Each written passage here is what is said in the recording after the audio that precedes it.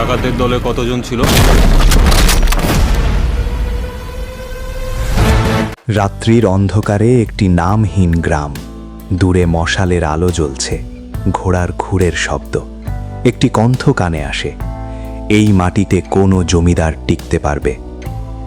British শাসনের দুর্বিষহ যুগে অত্যাচারী জমিদার ও লোভী ব্যবসায়ীদের বিরুদ্ধে রুখে দাঁড়ায় একদল তরুণ, যাদের শাসক ডাকে ডাকাত আর জনগণ ডাকে বিপ্লবী। সত্যিকারের ন্যায় বিচার কি আইনের বাইরে থেকেও পাওয়া সম্ভব? ডাকাতি আমরা করি না, আমরা ফিরিয়ে দিই যা কেড়ে নেওয়া হয়েছিল। জমিদার বাড়িতে রাতের হানা, নদীর পাড়ে তারা, আগুনের শেখায় বিপ্লব। টিজারে দেখা যাবে পুলিশ, জমিদার ও ব্রিটিশ কর্মকর্তাদের সাথে রুদ্ধশ্বাস সংঘর্ষ, গোপন পরিকল্পনা এবং ভালোবাসা ও আনুগত্যের দ্বন্দ্ব।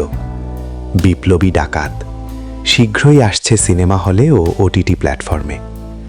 বিপ্লবী ডাকাত অফিসিয়াল টিজার।